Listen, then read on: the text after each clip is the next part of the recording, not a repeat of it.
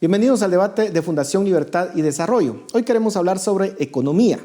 Queremos evaluar cómo va el ritmo de la economía mundial y cómo nos podría afectar a América Latina y, por supuesto, a Guatemala. Para ello contamos con dos expertos: Clinton López, economista y director de economía en la Universidad Francisco Marroquín, y Javier Núñez, economista mexicano, miembro del Consejo Consultivo del Instituto para la Competitividad Económica. A ambos, muchas gracias por acompañarnos. Clinton, quisiera iniciar contigo. Desde más o menos hace un año, año y medio, venimos hablando de una posible recesión a nivel mundial, específicamente en la economía de Estados Unidos. Sin embargo, el tema ha ido perdiendo fuerza y hoy ya no lo estamos discutiendo tanto. ¿Cuál es tu opinión? ¿Qué tan cerca estamos de una recesión mundial? Yo creo que está la economía mundial, digamos, al final ha sido, como lo decía en algún otro momento, digamos, como pequeños rompimientos, digamos, de lo que produjo la crisis del COVID, las intervenciones monetarias, las intervenciones fiscales. Yo creería que no estamos en una inminente crisis, a pesar, a pesar de los sucesos bancarios que han habido alrededor del mundo, en Estados Unidos y en Europa, básicamente, pero parece ser que están controlados. Yo creo que las presiones siguen estando, digamos, tanto para la economía mundial como para las economías locales, especialmente Guatemala, en temas muy concretos como la inflación, que no han sido desmedidas. Por ejemplo, en Guatemala tenemos una tasa alta, pero no estamos en hiperinflación, estamos en 8 algo. Y entonces creo que el daño lo están haciendo poco a poco. Entonces es muy probable que podamos ver un golpe mucho más adelante de lo que habíamos estado esperando. Hace un momento hablábamos de que hace un año y medio que venimos pensando en qué puede darse, probablemente por estas condiciones de inflaciones altas, pero no excesivamente altas, el daño se está haciendo poco a poco y entonces podamos ver un frenón de la economía más adelante de lo que habíamos esperado, que probablemente para esta época muchos ya lo esperábamos. Javier, el gran misterio es lo que sucede con la economía de Estados Unidos, porque, como repito, el año pasado se veía una inminente crisis que finalmente no se terminó de concretar. Los últimos datos de consumo en Estados Unidos nos dicen de que en el mes de abril se incrementó el consumo contra todo pronóstico. ¿Por qué en Estados Unidos o esa economía se ha salvado de una recesión? Considerando la alta inflación y las altas tasas de interés que obviamente le pegan al bolsillo del consumidor. Probablemente los apoyos que se otorgaron durante el COVID a las familias todavía estén dando resultados. Eh, hay una recuperación, aunque en algunos sectores todavía hay problemas en cadenas de suministro, pero en general ya hay una recuperación productiva, hay un alza del empleo y hay un alza, se ha mantenido el consumo en un nivel elevado, de tal forma que a pesar de que el Banco de la Reserva Federal ha tratado de frenar, de enfriar la economía, no lo ha logrado totalmente, ¿no? Entonces, el punto de incertidumbre es si el alza de tasas ya fue suficiente y si la autoridad puede vivir con el pequeño freno económico que ha ocasionado esa alza de tasas. Si va a ser suficiente. La inflación ha reaccionado favorablemente en los últimos meses. Esa es una señal que pareciera indicar que efectivamente ya no va a ser necesario apretar más por el lado de tasas. Clinton, ¿coincides con esa visión? ¿Se podrían esperar mayores incrementos en las tasas de interés o se va a tener una mayor estabilidad? Algunos creen que incluso a principios del próximo año podría darse una reducción de las tasas de interés. ¿Cuál es tu proyección al respecto? Yo diría, digamos, que en el mundo de la política todo es posible, ¿no? Entonces, eso es muy probable que suceda como lo están diciendo, ¿no? O sea, es decir, que ya no se van a aumentar tasas de interés, o si se aumentan todavía va a ser un aumento moderado, porque están declarando un triunfo prácticamente político contra la inflación. La inflación sigue estando fuera de todos los eh, objetivos, digamos, en Estados Unidos, en Guatemala, y sigue siendo, en mi opinión, excesivamente alto, aunque no son hiperinflaciones, pero generan un daño que no se ve inmediatamente en la economía, ¿no? Entonces yo creo que políticamente lo que dices es correcto, no lo van a hacer, y van a tratar de generar un nuevo ciclo, ¿no? Para no encallar, digamos, en una crisis, pero creo yo que eso inevitablemente va a seguir pagando factura. En Guatemala lo estamos viendo, que hay crisis, digamos, en los precios de los alimentos, la inflación de los alimentos. El banco ha sido bastante moderado, digamos, subiendo tasas. Eh, Reclaman un triunfo de que han mantenido la inflación moderada, pero el empobrecimiento de los agentes económicos más necesitados, porque la comida es lo que más ha subido en Guatemala en los últimos meses, en el último año, está pasando factura a la economía. Entonces, eventualmente se va a dar. Lo que pasa es que no te puedo decir cuándo ni efectivamente cómo, pero tiene que darse alguna factura. Es decir, si no, entonces, si estuviéramos que no solo la política, sino la economía también es el mundo de todas las posibilidades. Entonces yo creo que probablemente van a hacer lo que dices con las tasas, pero va a pasar factura más adelante. Javier, algunos cuestionan la efectividad de subir las tasas de interés para contener la inflación. ¿Cuál es tu opinión al respecto? ¿Debería, en todo caso, los bancos centrales seguir incrementando las tasas de interés o hasta donde se han incrementado es suficiente? El problema particular que tiene Estados Unidos es que si bien es cierto la inflación ya se redujo y se encuentra en niveles de alrededor del 5%, todavía tienen una inflación subyacente que es superior a ese porcentaje y esa, digamos que genera cierto riesgo. El problema es que venimos de una situación en la cual acaban de quebrar 3 bancos en Estados Unidos, uno de ellos muy destacado, el Silicon Valley Bank, el First Republic Bank también hace un mes pasó por las mismas, y eso ha sido ocasionado parcialmente por el incremento de tasas, por un tema de composición y manejo de la cartera de esos bancos. Son quiebras distintas a las de 2008.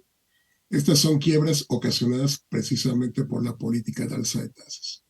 Entonces, la autoridad americana tiene que ser muy cuidadosa porque si mantiene alzas de tasas puede ocasionar problemas en el sistema financiero como los del Silicon Valley Bank. Y por otro lado, hay indicadores que no son los mejores, pero que sí señalan una baja de inflación. Entonces, como decía Clinton, pues probablemente la autoridad americana ya esté buscando acomodarse y buscar la manera de transitar por esta situación sin generar un mayor costo económico, sobre todo pensando que el año próximo es de elecciones federales. Clinton, en esa misma línea, ¿podríamos decir que ya se superó la crisis en el sector financiero en Estados Unidos? Hace unas semanas se pensaba de que estamos en un momento muy similar al de 2008. ¿Cuál es tu evaluación al respecto? ¿Todavía existe riesgo de que estalle una crisis de mayor magnitud en los próximos meses en el sistema financiero de Estados Unidos? Y no solamente Estados Unidos, sino también Europa y no digamos China. ¿Cuál es tu proyección? Yo creo que la posibilidad existe, lo que pasa es que no creo que la posibilidad sea muy alta, porque digamos que las quiebras que efectivamente ya hubieron y las políticas que tomaron, digamos, por ejemplo, en Estados Unidos, el FDIC, que fue garantizar básicamente todos los depósitos en cierta temporalidad, digamos, calmó las aguas en bastante buen sentido, lo cual no elimina el riesgo subyacente que estaban hablando hace un momento, Javier, sobre la composición de los portafolios de renta fija dadas las diferencias en la tasa de interés. Lo que pasa es de que si las tasas de interés no siguen aumentando precisamente para evitar otra recomposición, digamos, de esos portafolios y añadirle riesgo, más la calma de la gente, yo creería que la peor parte de la crisis pudo haber estado ya terminada con esas quiebras que están focalizadas y controladas. Pero no evita el riesgo estructural de cómo los bancos se estructuraron financieramente en los momentos de la precrisis del COVID, que no habían otorgamiento de crédito y que se invirtieron muchísimos en bonos en renta fija. Entonces, yo creo que por eso es que la Reserva Federal va a dejar de aumentar la tasa de interés al ritmo que lo venía haciendo, dejando que la población general pague con inflación sus propias políticas monetarias que ha hecho la Reserva Federal.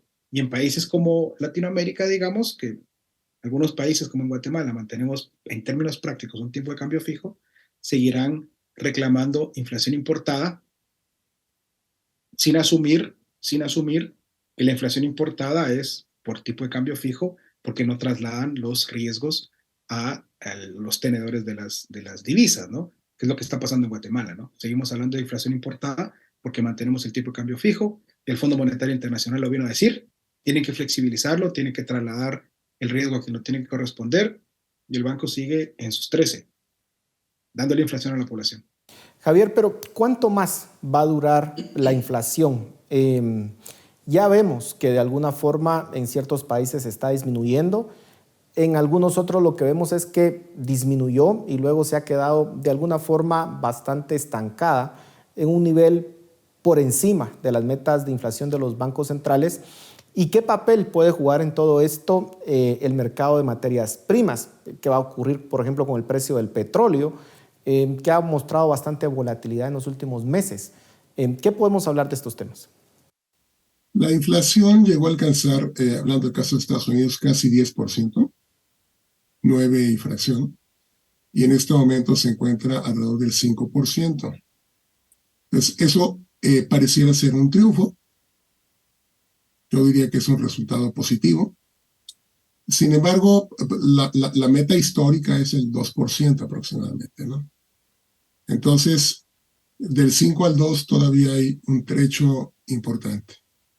Y nadie cree que se logre alcanzar un nivel cercano a esa meta antes de 2 años. O sea, Es decir, vamos a seguir con una inflación relativamente alta. fuera de la meta relativamente alta, pero más baja que el 9%. Clinton, ¿coincides con esa visión? Sí, de hecho, cuando analizan los agregados monetarios, por lo menos en Guatemala, ves que el banco ha hecho un aumento de tasas de interés en tasa líder, que tiene más efecto, digamos, en la expectativa de los usuarios, digamos, de crédito y los sistemas financieros, pero no ha habido un recorte efectivo de liquidez. Entonces uno pensaría que en Guatemala inclusive podría durar más de ese tiempo, porque tuvimos durante la época del COVID y posterior al COVID unos crecimientos desmedidos, y posteriormente no había un recorte, sino lo que ha habido, digamos, es una normalización a las tasas de crecimiento de agregados monetarios normales. Entonces, el exceso de liquidez quedó por ahí y está reventando la inflación, y reventará probablemente por más años. Ahora, en el caso de Estados Unidos, sí pareciera ser que ha habido un recorte más efectivo, precisamente por cómo funciona el sistema financiero, con los aumentos de las tasas de interés, tiene más efecto, y entonces sí ha habido algún recorte en liquidez. Entonces yo diría que es probable que la inflación dure menos en Estados Unidos que en Guatemala, pero yo no podría darte un número exacto, pero 2, 3 años creo que es un rango muy probable que tendremos tasas relativamente más altas fuera de metas. Bueno, en todo caso, esa es una mala noticia para los consumidores porque significa obviamente apretarse el Más por cinturón eso. aún más. Pero, a ver, quisiera hablar de un tema específico para Guatemala. Clinton, el FMI hizo recientemente una evaluación bastante positiva de la economía guatemalteca, resaltando su estabilidad macroeconómica. ¿Qué opinión tienes de este informe? ¿Se hace una evaluación objetiva de la economía de Guatemala? Yo creo que hace una evaluación como lo hace el fondo actual, que es una evaluación semiobjetiva y semipolítica. Nunca deja de ser un jugador político a nivel mundial. Si tú lees el informe, le da una de cal y una de arena al banco. Dice que hay estabilidad macroeconómica, pero, y una de las cosas que yo quiero resaltar, digamos, que se lo han venido diciendo al banco desde hace bastante tiempo, es el tema del tipo de cambio. Guatemala básicamente ha pegado un tipo de cambio fijo de entre 7.60 y 7.90, y cada año lo eleva un poquito más, desconozco por qué, y eso está generando inflación importada. Y hay dos informes, uno del Fondo Monetario Internacional y uno anteriormente del profesor Edwards, que el propio banco contrató antes del cambio de presidente de la banca, donde recomiendan que deje de hacer compras de reservas monetarias internacionales como amortiguador de la apreciación del tipo de cambio real por el ingreso de remesas. Y no lo hacen. De hecho, hace muy poco acaban de decir que no ven cambios cercanos en la política monetaria, porque no puedes tener respuestas permanentes monetarias a efectos reales.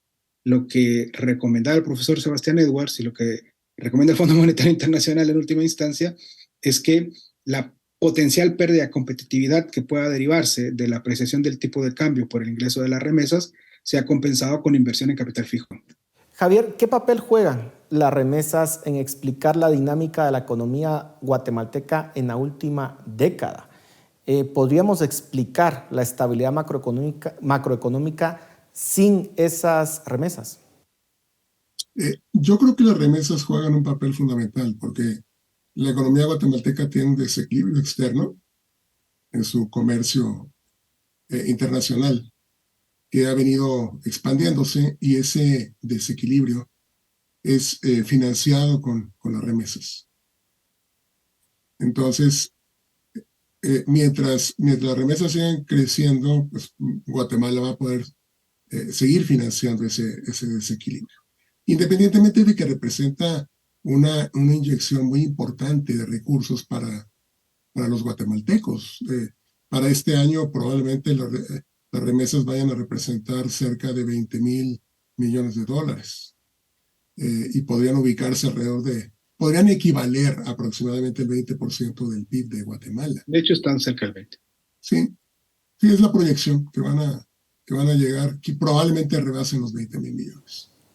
Me queda solamente un minuto y quisiera preguntarles a los dos, ¿qué retos tiene Guatemala en la próxima década para poder incrementar su crecimiento económico?